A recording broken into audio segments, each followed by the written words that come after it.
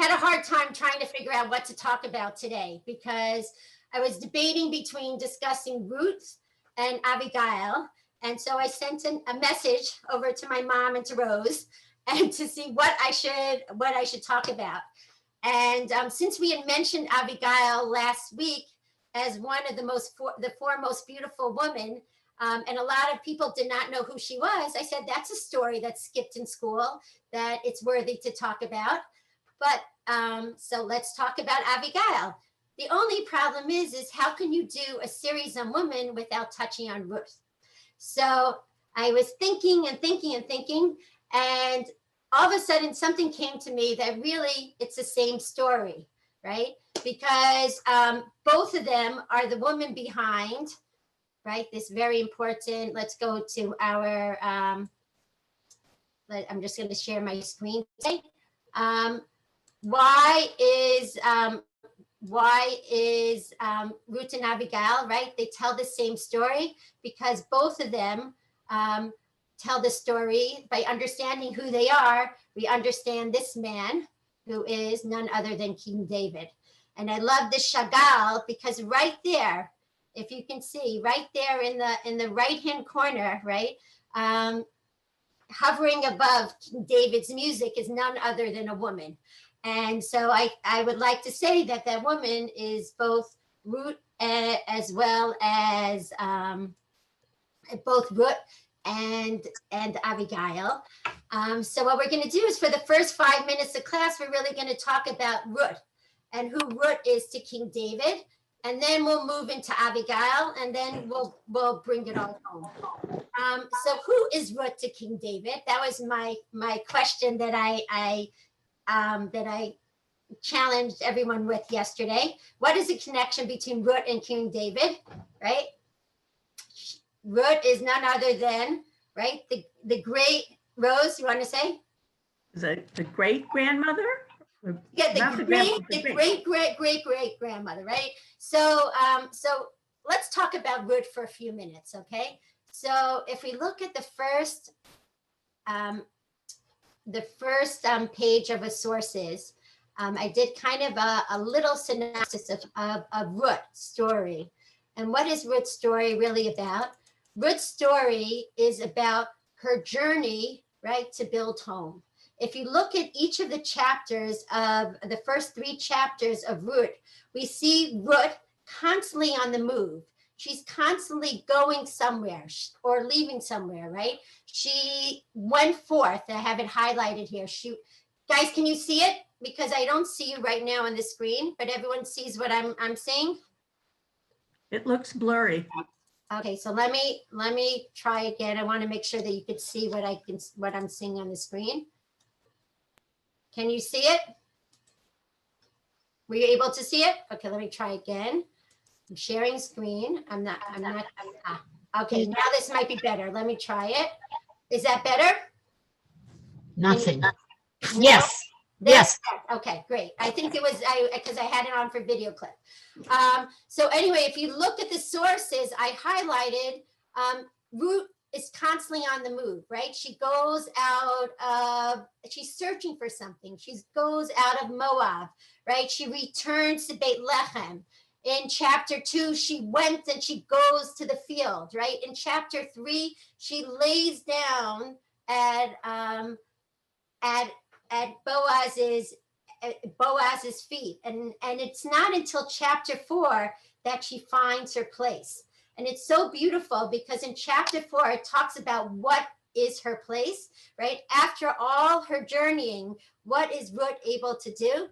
Ruth earns the merit, right, of building home, right? So she walks and she walks and she walks. In source 1, in chapter 1, in chapter 2, in chapter 3, she's walking, searching, looking, right? Wanting to be accepted. And finally, in chapter 4, she's accepted. And what is the blessing that she gets, right? The blessing of building a home.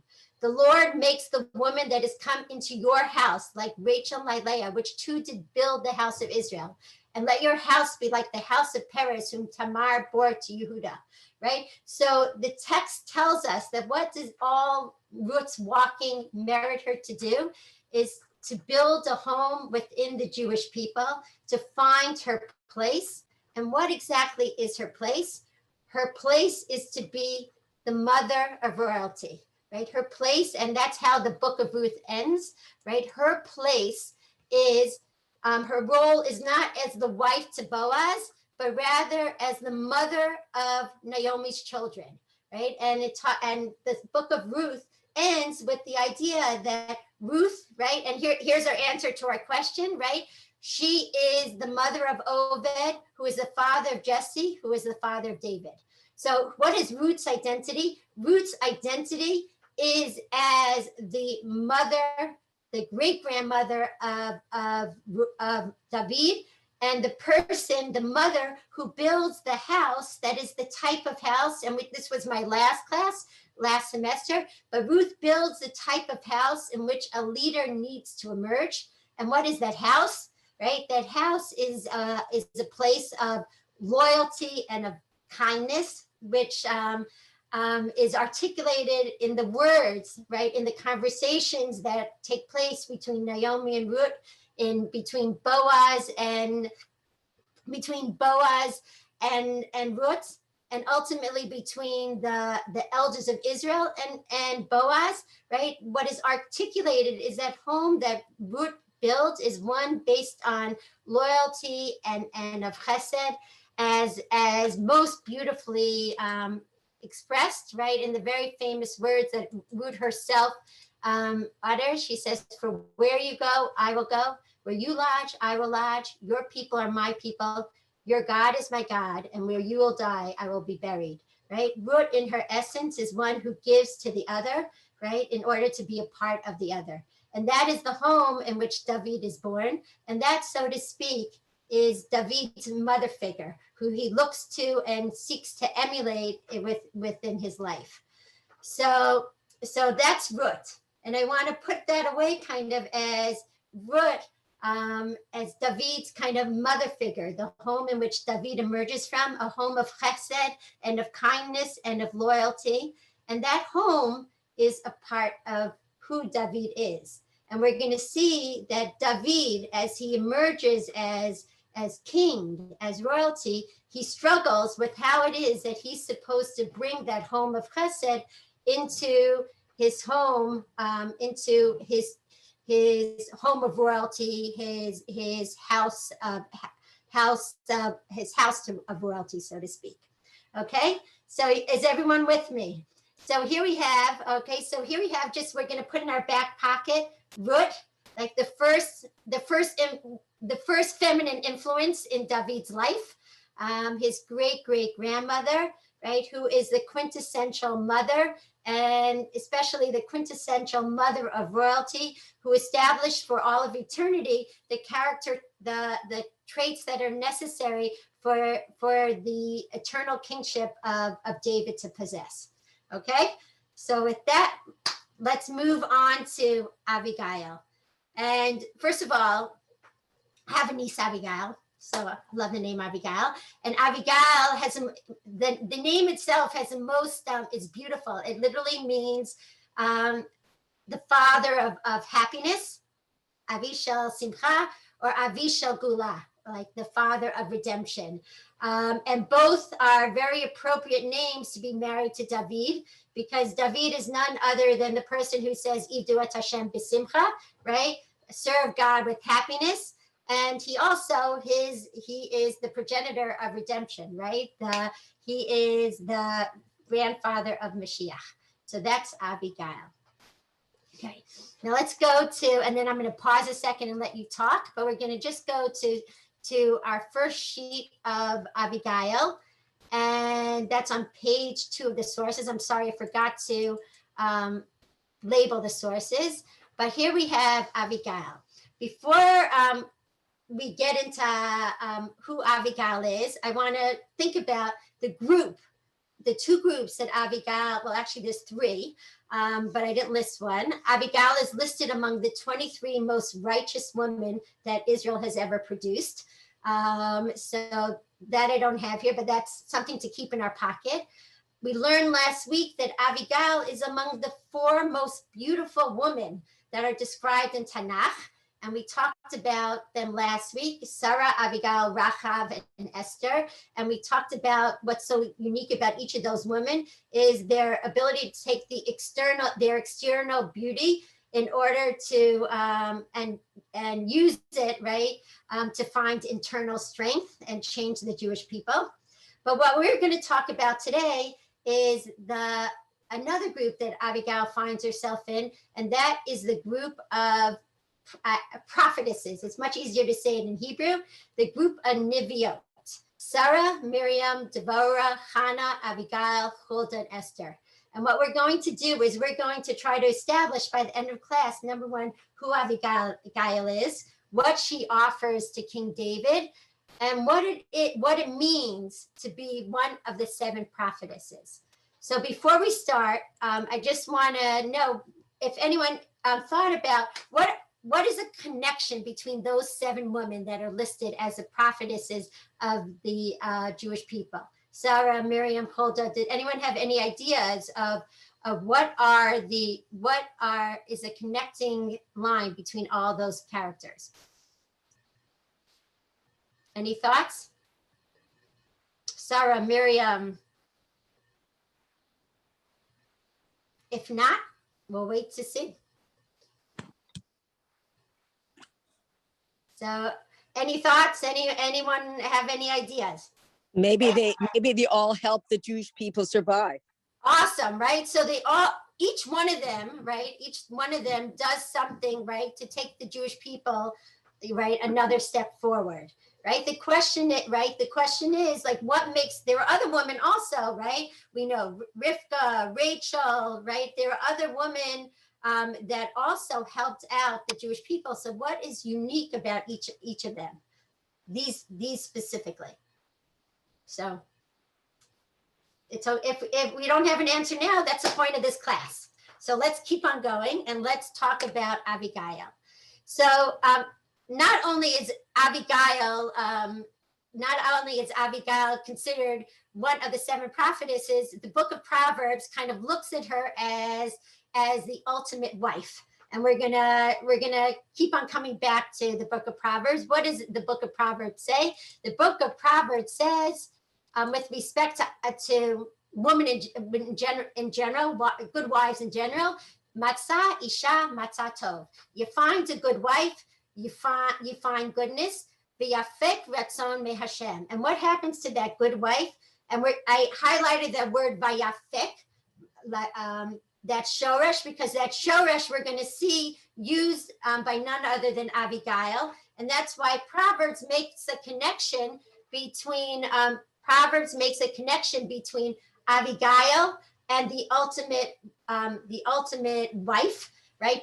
Because that word vayafek is used both here as well as in the text that we're about to learn. So basically, what the Proverbs say is that if you have a good wife, that wife is also going to keep you, make sure that you do the will of God, that wife is going to give you strength in order and guide you in order for you not to sin. And we're going to see that that's something that Abigail does exactly for David. So let's start. Let's begin. So the story of Abigail takes place in chapter 25 of Samuel 1. And basically what's happening now is that David is in the middle of running away from Saul.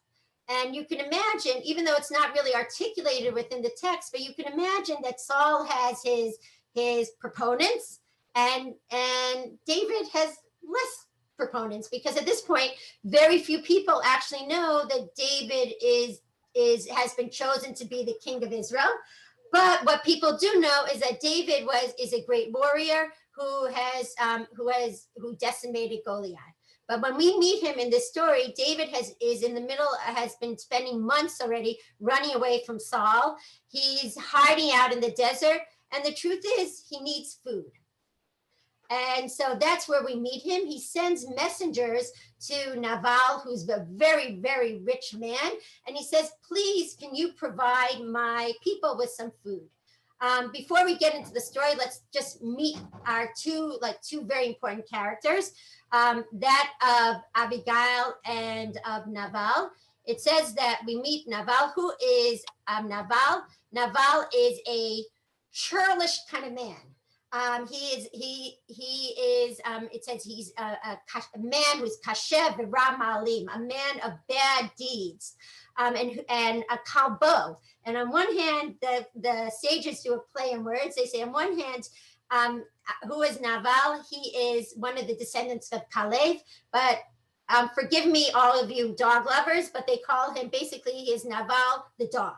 Okay, and who is he married to? None other than Avigayil. And what is Avigayil known as? She is Ishat Tovat Seichel. She is a woman of good Seichel, and she's also beautiful. And there is not a single other person in Tanakh, aside from David, who is referred to as being both beautiful and wise. And the word Seichel comes from the term bright. That Avigayil had a brightness to her, and she was able to kind of see, like, have clarity when she looked at the world, a clarity that David has, and it is also used to describe David. Anyway, so this man, Naval, he lived in Ma'on. And what's really cool about Ma'on is that Ma'on is actually a very important part of my life. And I will tell you why in a second. It has to do with this picture. He was a sheep farmer in Ma'on, and my own niece this past summer married into a sheep farmer's family in Israel, in a town called Ma'on. And I'm just going to, just for fun, share with you a scene from the wedding. So take a second, and I'm going to share my screen and optimize my computer sound. And let's see if I can get to my little thing. Okay, so this is actually a scene from the wedding. As you can see, the chuppah, typical Corona style, took place on their farm on a bunch of bales of hay right in front of where the sheep pasture. And here it is. There they are.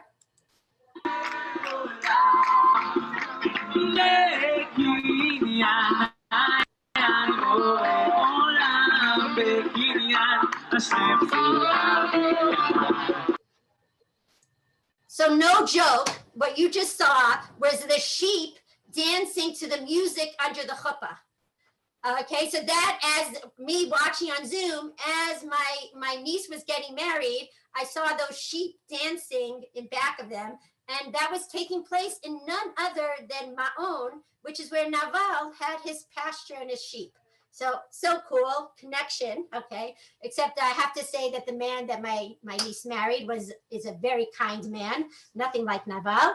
And so anyway, so here we go to the next. So we have our players. We have Avigayil and Naval.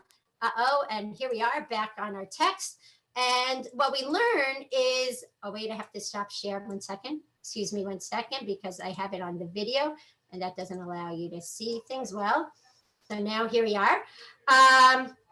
So what happens is that David hears that Naval is having a big sheep shearing party. So what does he do?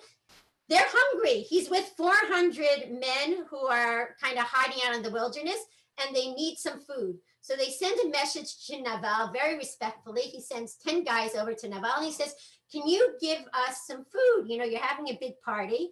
And they tell Naval that while your shepherds have been in the desert, my people have been busy taking care of the sheep. And it's really, and there's like a protocol that existed today. It's something called Chava, I think I'm pronouncing it right, that there's a kind of agreement, a tacit agreement between the Bedouins and the shepherds shepherding their flocks in the desert, that the Bedouins kind of like protect the flocks, and then in return the shepherds at certain times give them food and stuff that from the crops. So this is an ancient custom, and that's what David kind of goes over to Naval. He goes, we've been protecting you, now can you give my people some food? And what does Naval say? he is the antithesis of Naval. Literally means someone who's like a low life. What is he? He's the antithesis of the place where Ruth and David come from, like the antithesis of Chesed. And he says, absolutely not. Right? He says, who is this guy David that I should give him anything? Who is this person that I should give strangers, right, from my food? And so, to Naval's credit, we can maybe say that what Naval is saying is, who is this David? David thinks, right, he has self-anointed himself to be king, right? But in my book, Shaul is king and he is a rebel, and I am not going to support his people, right? So we can give him credit to that, or we could just say that that's just the type of guy that Naval is. And so he refuses to give food, and they go back and they give the message to David, and David and his people gird their loins, right? And they're ready to go. Like them is fighting words by Naval. And so David and his 400 henchmen. And it's interesting, 400 is also the number that Esau brings with him when he confronts Yaakov. And if you listen in the text, there's a lot of hints to the meeting time between Esau and Yaakov within the text.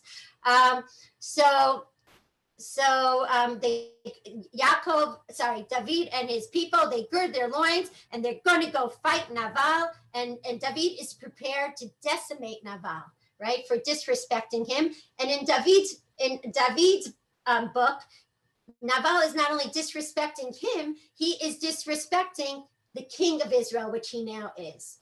Okay. And so what happens? I am in right over here in on page 4, I believe. And here's Avigayil. She looks a little like Ruth there. So who gets told that this is about to happen? None other than Avigayil. Okay, so it's interesting. They don't go to Naval and say, you messed up big time. David's about to come and get you, right? They don't go to the other shepherds or whoever Naval's people are who can protect him. They go straight to Naval's wife. And they said, by the way, guess what? David had sent messengers and they wanted food. And your husband said, absolutely not. There's no one that can speak to your husband. Avigayil, if you want to save Naval and his people, it's up to you, right? And it's so interesting, right? So this is our first inkling of matzah isha matzah tov, right? What is the job of Avigayil? She's Naval's wife, right? And now she has to protect him. And there is another proverb in Mishlei that directly also ties into the job of a wife, right? To kind of protect the assets of her husband. I know this is not like... Okay. Yeah, I know this is not PC in terms of, it may not be as PC in terms of the lingo of contemporary society, but we're going to talk about that too. So what happens, what does Mishlei say? Right?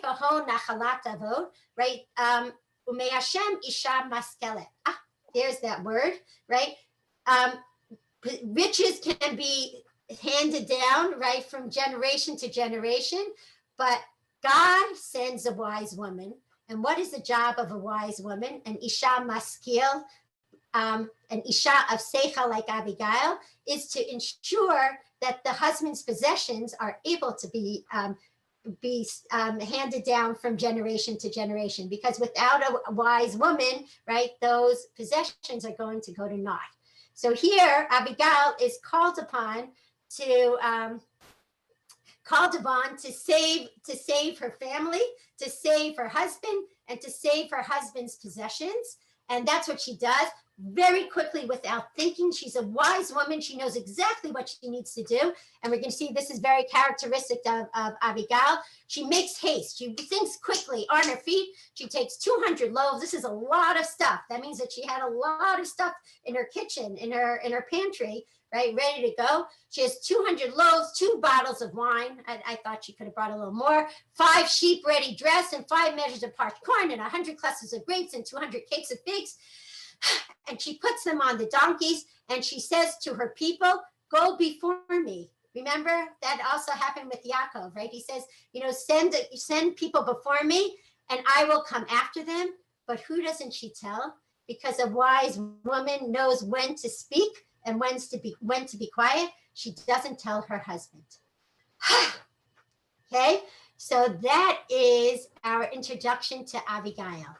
We have this woman who is in a tough marriage, right? She's married to a surly kind of guy, a not giving kind of guy, and we see him in action here. He's not showing gratitude to somebody who he owes gratitude to. He refuses to feed people who are famished, and we see David not very happy, Yes.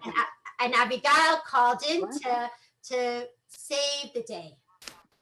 I am online. Sorry, no read. Okay, so now, as always, I'd like to just bring in a little bit of something, different.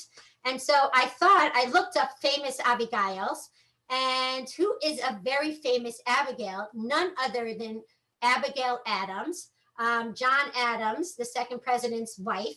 And she actually was in the spirit of Abigails of Tanakh. She was a woman of great strength who helped to make her husband. They call her, actually her husband was a signator on the Declaration of Independence, and the historians say that she too could have been a signator, and they call her, in fact, they give her that credit. And in the middle of the Continental Congress, in which the greatest heads of the time in the 1770s are discussing the destiny of the new nascent nation of the United States of America, none other than Abigail Adams, Abigail, she chimes in, and what does she say? And here we are at the bottom of that of our page there. Abigail Adams says, "Remember the ladies and be more generous and favorable to them than your ancestors. Do not put such unlimited power into the hands of the husbands. Remember, all men would be tyrants if they could. If particular care and attention is not paid to the ladies, we are determined to foment a rebellion." Of course, at that time, she was talking about giving women the power to vote.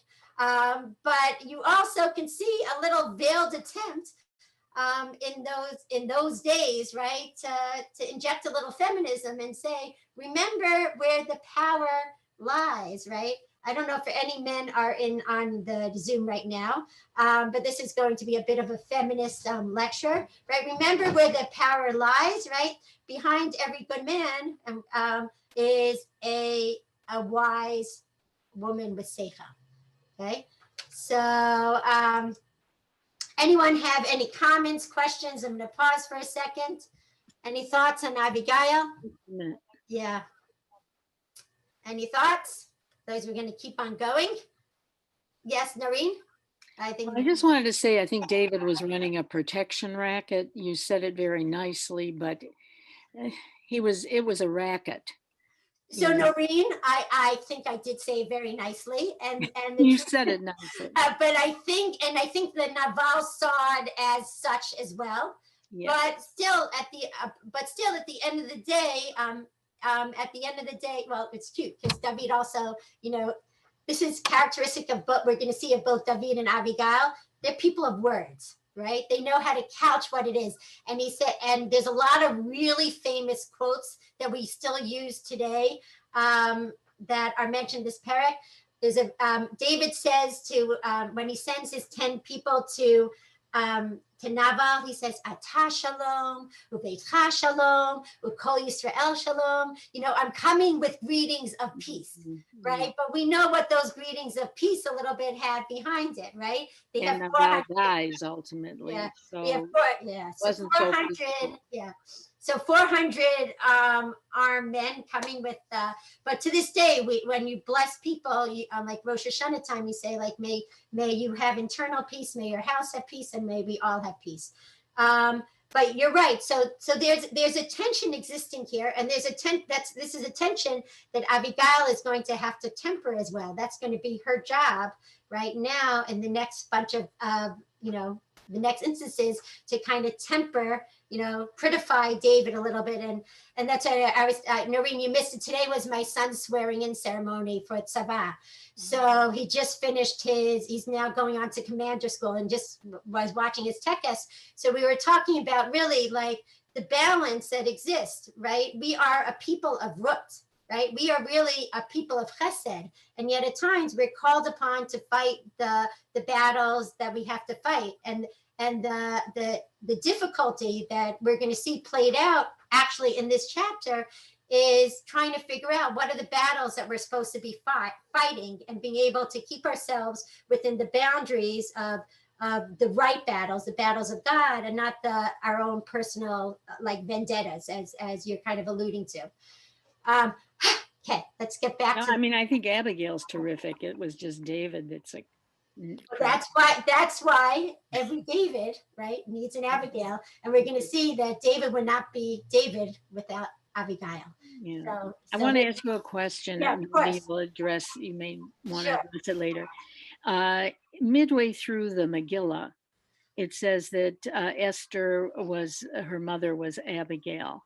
Yeah. I know the timing isn't right, but I'm thinking the spirit is very similar. I don't know if you want to talk about that. You know what? It's actually her father, which is interesting. Is Her she? father? I think so. I think I have to go check, but I think her father might be Abigail. But I'm going to go check. But just the name. But either way, Yeah. I'm sorry to correct, but either way, yes, I think there's something powerful about this name. Yes. Like Yeah. we talked about it, that it's the father of Simcha and the father of redemption. And it's also, we're going to bring it all together about, these are all prophetesses, and there are 7 prophetesses, and we're going to see if we can try a link, right, between Abigail and Esther and what it means for them to be prophetess. And I think it's all tied up in our name here. Yeah. So thank you, Noreen.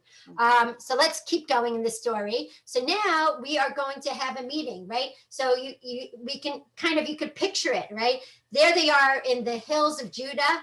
Abigail's coming with probably, a couple of her men and her women, and 5 donkeys laden with good stuff. And then here's David coming over the mountains, right? With his 400 guys, kind of bedraggled, dirty, and we're about to meet. About to meet. And here we are. I see there's something in the chat. I just want to see. Okay. And let's go, share the screen. And here we go. Let's meet. Let's come to the meeting point. So first of all, let's just talk about for 1 second what a wise woman is. A wise woman is, the sages tell us, well, it's actually not the sages. Actually, it's a contemporary scholar. His name is Amos Chacham. He was a foremost Tanakh scholar. He was the editor of the Dat Mikra, which is the best contemporary volume of Tanakh during the 20th century. So he defines, in discussing what Abigail is and what a wise woman is, he says, who is a wise woman? She is somebody who always has her eyes open and her ears listening. And I'll add one more thing, and knows exactly what to say and how to say it and when to say it. And so we're going to see that with Abigail. So here they are. They're about to meet, right? She rides on her donkey. I'm in source 7. She's like in the, kind of like between the mountains. And all of a sudden she sees David coming towards her. And you can imagine, I mean, this is pretty scary. I would not want to, mess with King David when he's angry. When Abigail sees David, what does she do? Again, she's quick, right? That's a word that keeps on appearing. She's quick. She jumps off her donkey, which is always interesting. Chamor is kind of like a symbol of Messiah as well. So it's always interesting when you see Moses rides on a chamor to get back to Egypt. It's always interesting to see that animal appear in the text. And she falls before David and bows to the ground. Okay. So again, wise woman, what does she do right away? right? She falls in kind of surrender before David, right? David, you're the man, right? And I am your servant. Clever woman, because we're going to see, right? She's one that acts, right? But behind, she's incredibly measured and thought out in everything that she is doing. So, so she says, and I want to listen. Her speech right now. It's many psukim, and her speech is known as one of the most famous orations in all of Tanakh, because of what it does, kind of to placate David, and then also set up who David is supposed to be. So what does she say? And I'm gonna read it and kind of give some commentary as we go along. She says, upon me, my Lord, upon me by my sin. Like right away, what does she do? She says, it's not my husband. You're angry at Naval. She's really smart. She deflects, right? She deflects the blame to her, right? She says, and let your handmaid, I pray, speak. And she says, let me speak and let me explain what's going on because it's my fault. But what does she say in the next word, in the next thing? She says, but I, your handmaid, saw not the young men of my Lord whom you sent. So on one hand, she's saying, it's my fault. But on the other hand, in the next sentence, she's saying, I knew nothing of this, right? What's going on here, right? But she knows that what is she doing? Like first, my daughter-in-law is a social worker, and so she always explains to me how you have to like diffuse the situation, right? So first of all, you have to say, okay, you diffuse the anger. You say like, it's my fault. I'm so sorry, right? And once you say you're so sorry, then you can start like inching in, right, with what really your message is. And she says, number one, it's not my fault. Okay, so because it's not my fault, because I knew nothing of this, please, David, listen to me. And now we're going to get into what makes Avigayil such a wise woman. Avigayil is able to get into David's soul and know exactly what makes David tick. David has an internal conflict going on. He, on one hand, is the product, Noreen, he is the product of Ruth, right? He is raised in the genre of houses of chesed, but yet what has he been called upon time and time again to do is to shed blood. And that's really, really difficult for him. And he feels really guilty about what he's doing. How do I know that? Because later on, when he is told that he can't build the Beit HaMikdash, God in Samuel 2, chapter 7, does not tell David why he can't build the Beit HaMikdash, but David spends years and years thinking why he was not meriting to build the Beit HaMikdash. And in Chronicles, when he hands over the reins of kingship to Solomon, he articulates there, he says, why could I not build a house? I could not build a house because I was a man of war and have shed blood. So clearly on David's conscience, right, is the idea that he is known and he is known to himself as somebody who has blood on his hands, right? And so that was a little diversion, but that's where Avigayil goes exactly right there to his conscience. And she says, I swear as the Lord lives and you live, the Lord who has kept you from seeking redress by blood with your own hands, right? What is she saying here? She's saying to David, I know, right, that she's saying the Lord has prevented you from killing Naval, right? That's what she's saying. And so she's jumping, right, to the point that she wants to get at. And she's saying it in very veiled terms. And she's also speaking David's language because David, right, believes that everything comes from the Lord, right? So she right away, she injects God and she said, I know that God has made sure that you are not taking vengeance on my husband, and let your enemies and all who would harm my Lord fare like Naval. But in the next sentence, she's saying, but Naval deserves, right, to be punished. But David, it's not for you to do. And then what does she do? She takes a second. She said her speech, right? She says, it's not my fault, but I didn't know about it. And David, you don't want more blood in your hands because that's what gets to your conscience. And God is making sure that that's why he sent me to prevent you from doing something that you don't want to do. And now here's a present, right? So what does she do, right? And this is very Jacob, right? She appeases him by giving him all these delicacies, right? That's what he wanted. He needed food for his people. And that's what she's doing. She's giving him food. And then right away she says, okay, but forgive me because I'm acting, forgive your maiden's boldness, right? Right, for the Lord will grant my Lord, we'll get there in a second, right? So then again, what does she say? She is self-deprecating. That always works, right? She says, I'm acting out of my bounds to speak like this, right? But then what does she say in the next sentence, which is also what's grating on David's mind, right? David, in his mind, he is the king, and Naval is rebelling against the king, and she says, for the Lord will grant my Lord an enduring house. Listen to her talking to David with total respect. Adon, right? The Lord is going to grant you a bayit ne'eman b'Yisrael. We all know that phrase. That's where it comes from right here. Like when someone gets married, we say, or engaged, we say, may you build a enduring house in Israel. So that comes from right here. Avigayil says to David that I know, right, that your house is going to be an enduring house. But listen to what she says. It's not yet, right? The Lord will grant. So you are angry at Naval. You see him as rebelling against the king. But David, you are not the king yet. Okay, so let's just pause for a second. So here we have, right, Avigayil acting in full Avigayil mode, right, with strength, right, real strength, but with very, very open eyes and an open mouth, right, knowing exactly what it is that she needs to say and how to say it to kind of take David down a couple of notches. Okay, you with me, everybody? So let's go back and let's see what happens.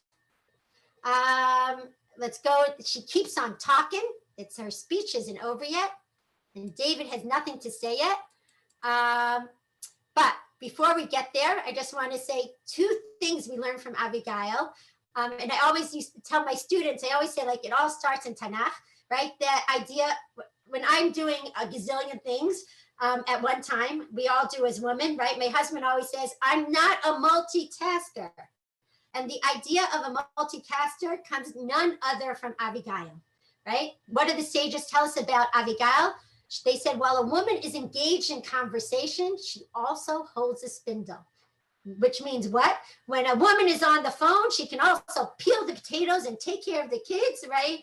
And do whatever else that she's doing, right? So a woman has the ability to do many things at one time.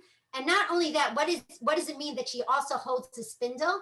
That with what she's doing, as she's multitasking, she's also looking like ahead to the next thing that she needs to do. And that's something that we learn very much from Avigayil, because Avigayil, right, she's talking to David, right, but in the moment, but she has a vision not only of what she wants to happen to Naval, but she also has a vision of what it is that she wants of David himself, right, to become king. And there's another saying that's also attributed to Avigayil, that Avigayil is like a goose who stoops his head in the sand to try to find food. A goose actually has eyes on the side of his head. Don't all women, right? We have eyes on the sides of our head and in the back of our heads, right? And that's Avigayil. That's a woman, right? She looks like she's not looking, right? She looks like she's prostrated before David, but she knows exactly where her eyes are looking, right? What her eyes are seeing and what it is that she wants to happen, right? So just keep that in your back pocket, because if anyone ever says, something about woman multitasking or something, you just pull out your Tanakh and you just say, it comes from right here. And what does Avigayil continue saying? she says, not only if you listen to my words, right, and you don't take matters into your own hands, you know what's going to be happen to you is nafshecha yeh tzura b'tzvor chayim. And that's something that we say, that's a very famous saying that we say when someone passes away, right? We say, may their soul be bound up in eternal life. And that actually comes from right here. Abigail sees into the future, right? Prophetically, she says, if you do what I do, David, you are destined to be eternal, right? God is going to give you eternal life, literally and physically, as your royal house will go on forever. So again, she's like going to David's big worry. You know, he is supposed to become the king of Israel. How is it going to happen? And she is saying, don't worry, David, if you listen to me, right, then everything is going to be okay. And then again, she alludes to the fact that, David, you're not yet king, right? She says, and when the Lord has accomplished for my Lord all the good that he has promised but not actualized, you and has appointed you ruler of Israel, right? Then she says to him something interesting. Do not let this be a cause of stumbling and faltering. What is the this? There's two things that the this is talking about. It says, like, if you kill Naval right now, Naval is a really important person, right? Not everyone, and like Noreen says, not everyone likes you so much, David, right? So if you go and you kill Naval now, it's over. Right? You are not going to be able to be king of all of Israel. You are going to have a black smudge on your character, right? And so, David, be careful. You want what God has promised you to happen, right? But it's only going to happen, David, if you heed my words and you don't let this be a stumbling block.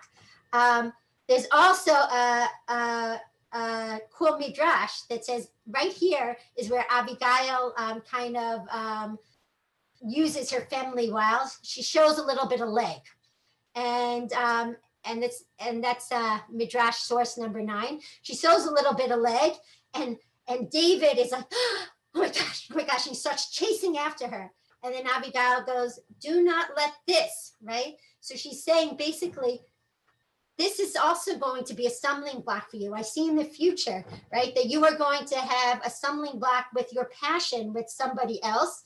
But if you stumble with me, right, then people are going to look at this as part of your character. So hold your horses, David. So it's interesting. So in this speech, right, sages also read in, right, some, not the foibles of David. And then I'll give one other midrash as soon as it would just finish out the text. And she says, do not let this be a cause of stumbling and of faltering courage, right? That you have shed blood needlessly, and that you have sought, redress at your own hands. And then she says, may the Lord prosper. And then she throws in, and remember me, right? Is that veiled like marriage proposal? I don't know. But she says also, when all this is said and done, don't forget me, Avigayil.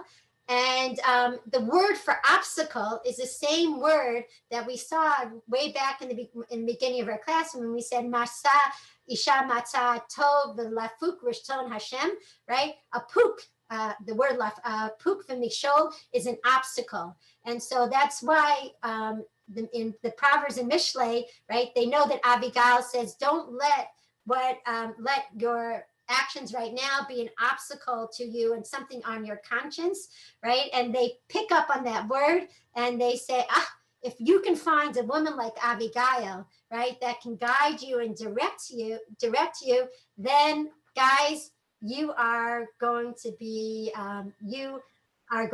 in a really good place.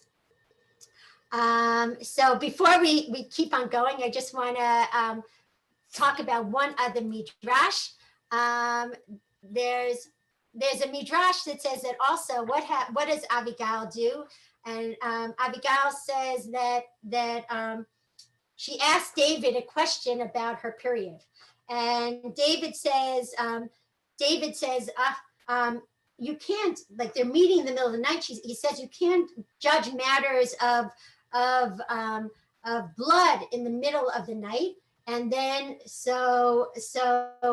Abigail retorts and she says, well, then you can't also measure, judge matters of bloodshed in the middle of the night.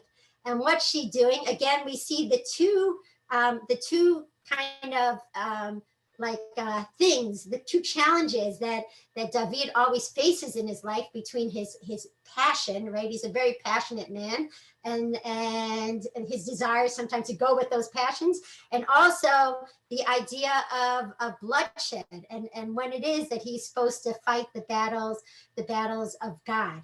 And so in the midrash is picking up on these two ideas, and David listens to Abigail and he says, "You're right. I can't in the night, in the heat of the moment, make a proper judgment as to what it is that needs to be done." So now we're going to stop. I'm going to stop share a second, and it's time for a song. Which thanks to my husband, we were listening to a bunch of songs last night, and this one sets a tone for us perfectly. So let's do that. Share computer sound. And we're just before, we're right before we find out whether Abigail's speech works. But here we are. You already can see that by the sound of it, by the name of it, behind every great man, there's a woman.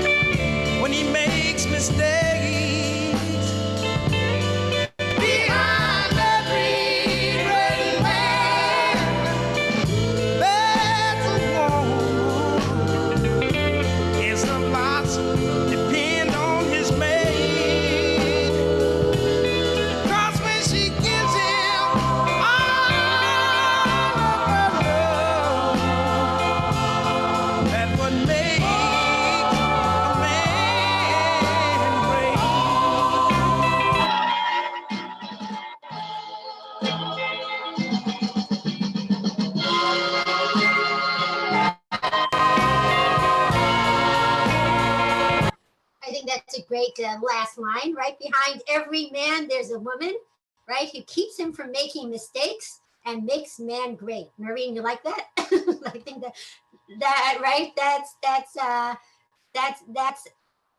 sums up Avigayil. But let's see in the next, in David's response, how it's amazing, right? That literally Avigayil hits on every cylinder of what David is kind of going on in his conscience, right? So David responds. What does he say to her? Let's go back to our sources, right? He says, and David says to Avigayil, right? "Blessed be the Lord, the God of Israel, who sent you to meet me." Okay, so this is so David, right? He right away recognizes that Avigayil was not just happenstance that she comes. I always tell when, like anything that David always says, he says like, the Lord is there, right? He brings the Lord in. So he says, "Avigayil, God has sent me to you. And thank God he sent me to you because you kept me from shedding blood for which I would be guilty." Oh my God, right? Avigayil said, she didn't say it outright, right? She hinted, right? She said it in just the right way. And what happens to David? He gets it, right? And taking redress into my own hands, he says also, he says, that is not for me, right? To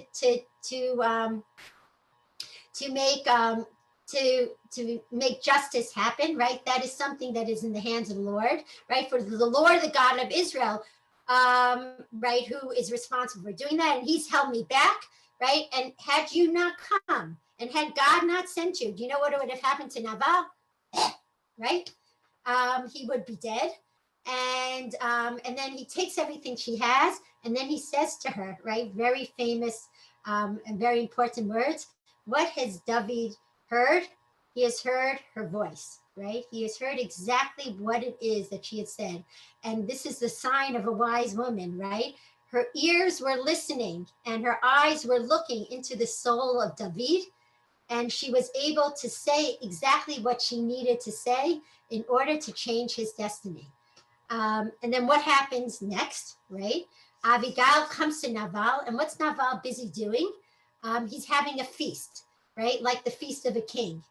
And it's interesting, and Noreen, this is to you. Like and he was drunk.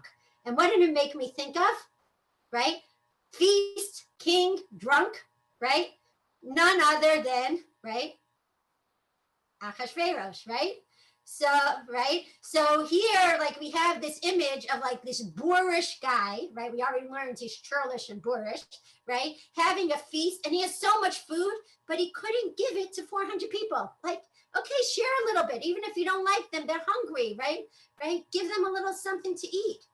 And now, and remember, we talked about a wise woman. What does a wise woman also know what to do? She knows when to speak. And so Avigayil walks in, right, into this party after saving Naval, right? And she says nothing, right? She knows this is not the time to speak, right? And then the next morning, you know, after his hangover is all taken care of, what does she do, right? She tells him everything that happens, and heart attack, right? He's like, OMG. And God literally takes his soul away from him, like he gets what he just deserves, right? And this is exactly what Avigayil said, right? David, right? Don't take matters into your own hands, right? God is going to take care of it. And God, in fact, does, right? And then then David hears what happened to Naval, and he said, right? He realizes, he has a revelation about God. He said, blessed be the Lord that has pleaded the cause of my reproach from the hand of Naval, and he kept his servant from evil. Thank you, Hashem, right, for keeping me from doing what I shouldn't be doing, from meting out justice that I shouldn't have done, right? But what have you done, God, right? You have given Naval, right? We returned justice to Naval's head. You have given Naval exactly what he deserved. And so I want to just take a second and to say right here, what has Avigayil, so we talked about Ruth, right, as being as she's the mother of royalty, and she creates the home of Chesed in which David is raised in. And because he's raised there, right, he's a man of conflict, because as king, right, you have to fight the battles of God. And so what has Avigayil actually done? She's the woman, I'm just going to read to you what I wrote before. She's the woman who marries into that home and guides it to where it needs to be, and where David needs to be. So we're going to see in a second that Avigayil is going to marry into David's home, right? And what has she done with her words? She literally has created what will become the mantras of David's kingship. What is that? The idea that everything that happens, right, comes from God, right? In his personal life and in his national life, everything is directed at God. That David, he's called in Tanakh as a man of both tzedek and din. He is a man who is able to hold on to the sometimes conflicting, the conflicting character traits of righteousness and justice, right, in his life. He's always balancing those two things, and he's always thinking about the idea that the battles that he fights, right, have to be waged with kindness and with justice. And those battles can never be personal battles like he almost did right now against Naval. They can never be personal vendettas. They have to be battles that God wants him to fight. And finally, he lives with the mantra that it is not for him to ever mete out justice. And if you're familiar with the stories of Samuel, you see that time and time again, he meets people that you say, David, kill them, right? They deserve to die. And what does he say? Hashem yishalem et scharam bizmanam. That God should give them the payback at the right time, because only, right?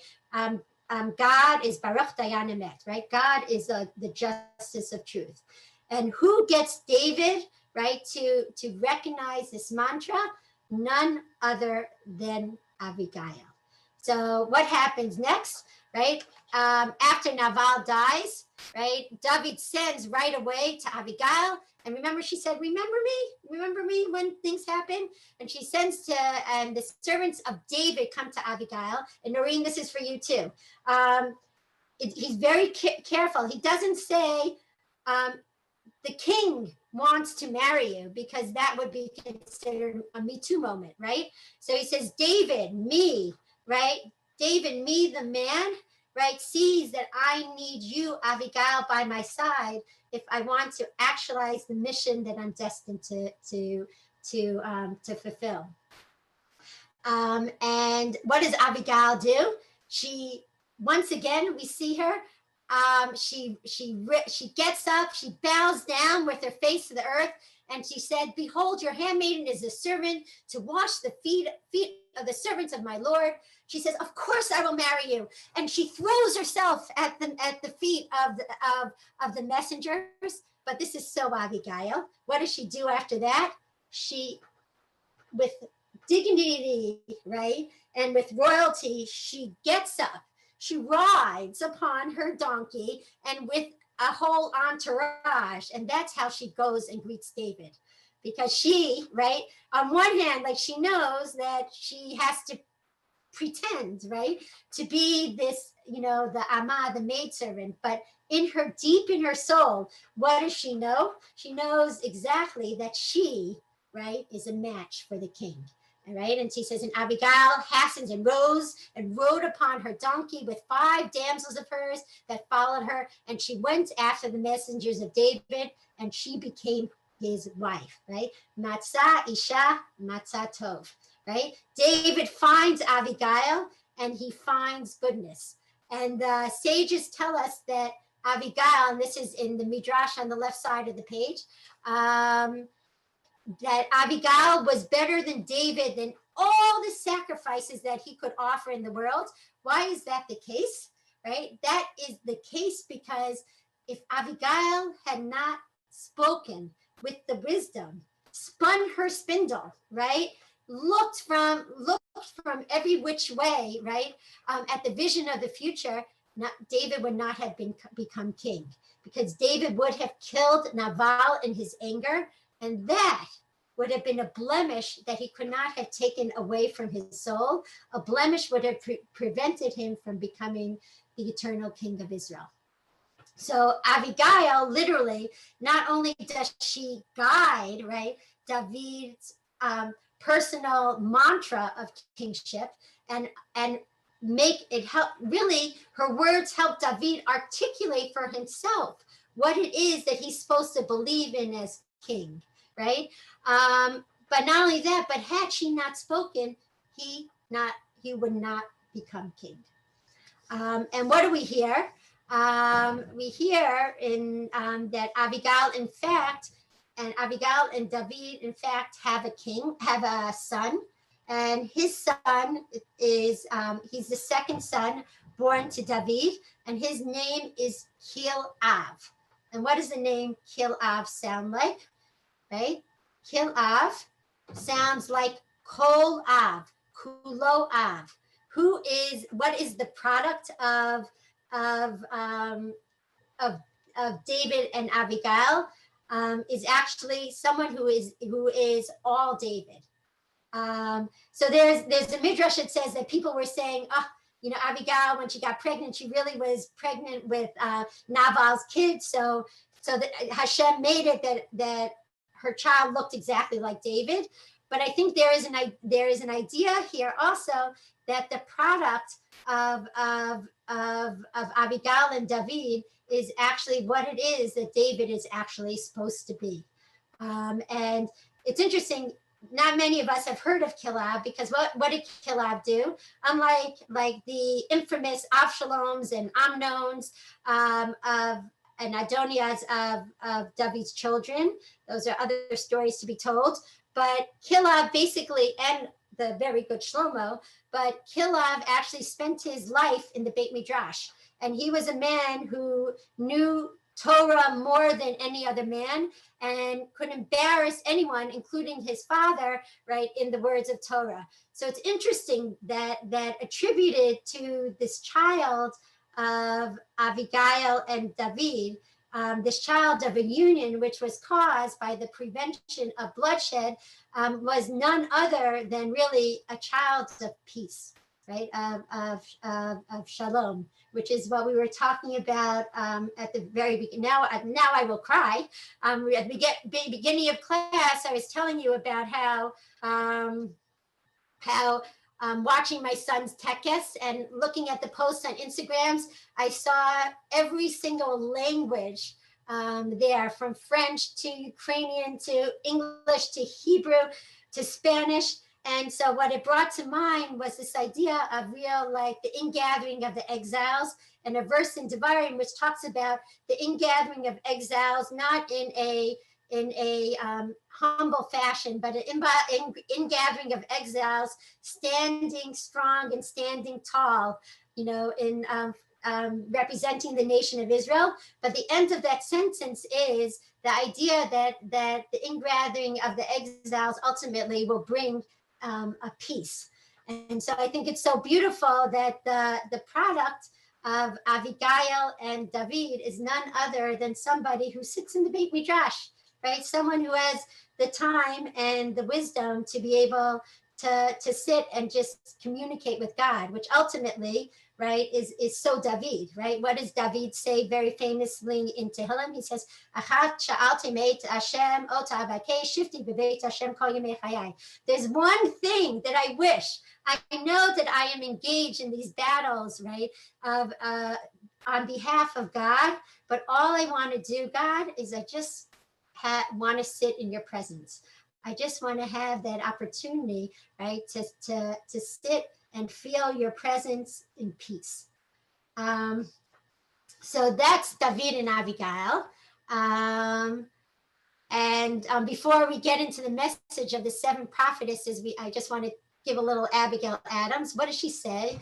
You have to remember Abigail also, that Abigail, this woman of beauty and wisdom, right? She came out of a marriage to Nabal, to this truly evil man. And yet she was able to emerge, right? And to be Abigail. And so Abigail Adams says, "It's not in the still calm of life or the repose of a Pacific station that great characters are formed." Right? The habits of a vigorous mind, of seichel, are formed contending with difficulties. All history will convince you that with this, and that wisdom and penetration are the fruit of experience, not the lessons of retirement and leisure, right? And so that is such an important message. We were talking about this idea that, Abigail is the man behind a woman, but really Abigail is every person's story, right? That where does our strength come from, right? Our strength comes from not just chilling and thinking, right? Our strength and our wisdom comes from, right, the hard knocks of life experience, and that's and it's Abigail's probably marriage to Nabal, which allows her to emerge into an Abigail. So now what I want to do is go back to our initial question of what do the 7 prophetesses have in common? So we talked about the 7 prophetesses. I always make my students memorize them. Let's see if I got them. We've got Sarah, Miriam, Devorah, Huldah, Abigail, Esther, and I think I'm missing one. Hannah. Hannah. Ah, Hannah. I love Hannah. So the question is, and now what do we think that all these women have in common? They all have chutzpah. Right? That goes back to our original talk. That goes back to our Tamar, right? In order to make things happen, you have to have holy chutzpah. Awesome. Suzanne, do you want to say something? Yeah, go. Suzanne, yeah, you're muted. They speak up to men. They don't hesitate to speak up to men. It's really interesting. You really see that. That's in Steve's not on today, but you really see that in each instance, right? Sarah, what does God say to Sarah? Right? Kol asher tomar to Avram, kol asher tomar lecha Sarah, tishma bekolo. Deborah gives it to Barak, right? Miriam talks about Moshe. Right? We can keep on going down the line. Hannah says, when Elkanah says to Hannah, aren't I better than 7 sons? You're like, come on, Elkanah. Like, that's not what you're supposed to say, right? So I think, Susanna, you didn't think about that, but if you go down the line, that is so true, okay? Any other ideas? Any other thoughts? So I'll tell you, I heard a beautiful thing this week about, it's interesting. Can anyone tell me, like from your knowledge of Tanakh, where it is that, first of all, what is a prophet, right? A prophet is someone who receives a communication of God, from God, right? That he's supposed to share with the Jewish people in order to guide them. I always say that a prophet is not a fortune teller, right? A prophet is a guidance counselor, right? And so that is the job of a prophet, is to have a revelation from God and to share it with the masses in order to change them and inspire them. So my question for you is, with all these 7 women, can anyone tell me where God speaks to them?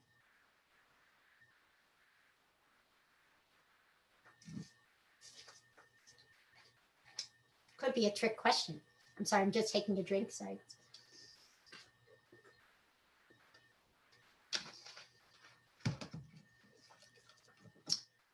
So, trick question, nowhere. None of these, yeah. Suzanne, yes, you can, yeah. Mute, wait, you're mute, you're mute. Unmute yourself, Suzanne.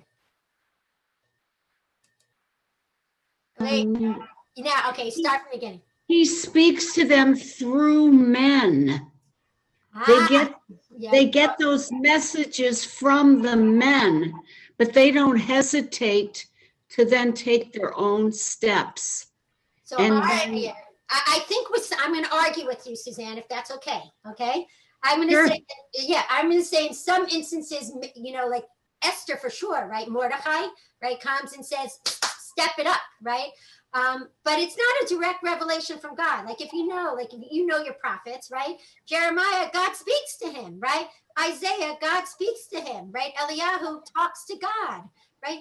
But we don't see these women talking, having God literally spelling it out. And I think that's something special that once again goes to a woman's ability, right? The wisdom to hear, to see, because it's very interesting.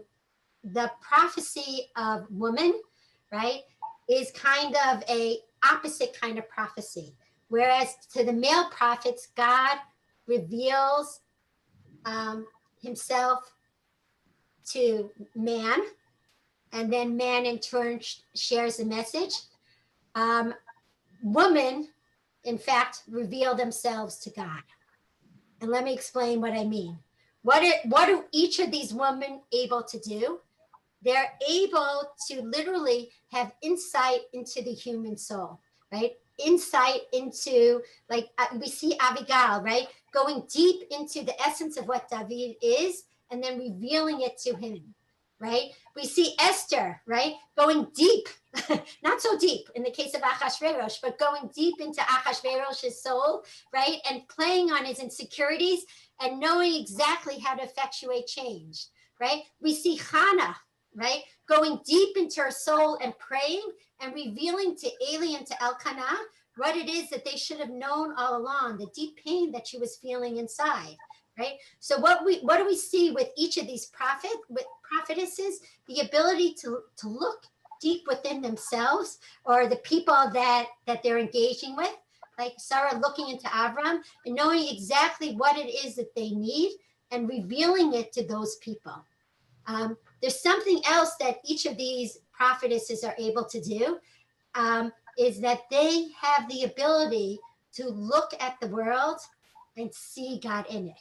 That each of them have eyes, like we talked about with Tamar, that eyes that are, Tamar was sitting at the crossroads that were called like Ayin something, I forgot right now, but she was sitting with open eyes towards the future, right?